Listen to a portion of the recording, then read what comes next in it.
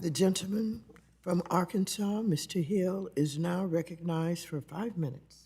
Thank you, Madam Chair. Appreciate the hearing. Mr. Chairman, thank you so much for coming back for your Humphrey Hawkins testimony, and we all wish you the best of luck as you complete the confirmation process in the Senate.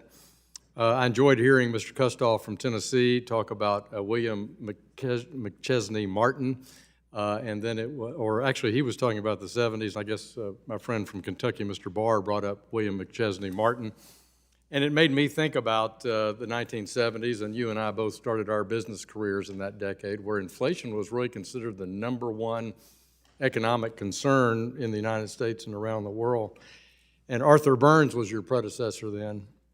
And I read recently a talk he gave called The Anguish of Central Banking. Have you heard of that before? Yeah, it rings a bell.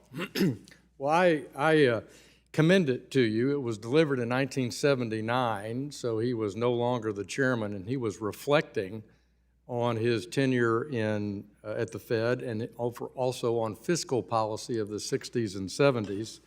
So I commend it to you and the Federal Open Market Committee, and to my colleagues here on the committee, and with your permission, Madam Chair, I'd like to insert it in the record.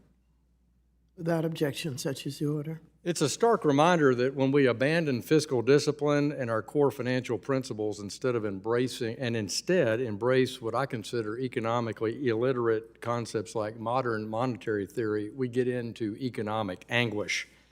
And in this talk, Chairman Burns reflects on his own mistakes at the helm of the Fed, as well as the abandonment of conservative government finance, when Burns warns fear of immediate unemployment rather than fear of current or eventual inflation comes to dominate economic policymaking. And that was his warning to us, and I think it merits at this time. You said you don't want to go back to the 70s. In fact, you argued that's what we're trying to absolutely avoid.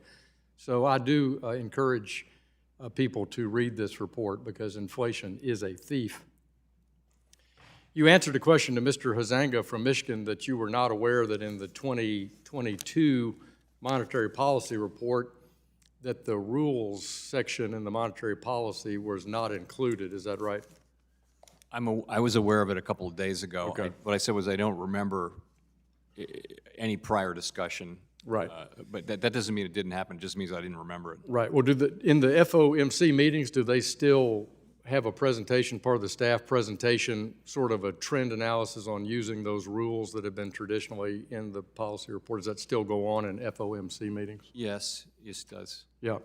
So I think that's an indication that's probably best that it be included in the report. I was looking at some forecasting about the so-called Taylor rule dating to the 1990s, which you've testified on many times. Are you aware of what the Taylor rule would indicate now in its formula vis-a-vis the inflation that we have today? Generally, yeah. Do you know the range that? High. Yeah. The answer I saw was 9.55%, which doesn't mean it's right or wrong, but it's one of those indicators about how far off we are maybe in our funds rate targeting. So I'm glad to hear that you'll consider that being put back in the report. I also wanted to raise the subject of the Fed mandate. You've taken some questions on that today, too. We've had legislation in the past to reconsider the 1977 approach Congress took in the middle of that inflation to have both price stability and full employment. And we've debated that in this committee before. And in my view, considering to the fiscal policy stimulus and the monetary policy that we've had in the last couple of years, we really have to focus on price stability. And in Congress, we're here to really prevent that kind of inflation. And I recognize, and I'm happy to say, it's both a fiscal responsibility and a monetary policy. And so I'm proposing that we go back to price stability. And we won't be alone. As I understand it, New Zealand, Canada, Australia, and the United Kingdom have that as their sole mandate, price stability. Is that your understanding, too, of those central banks?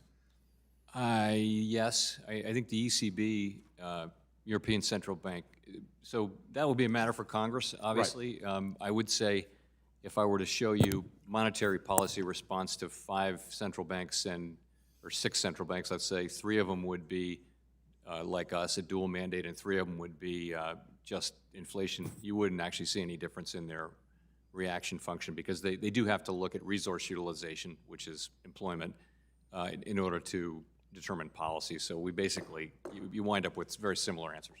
Well, I thank you for your testimony, and again, wish you well in your final confirmation process. And Madam Chair, I yield back.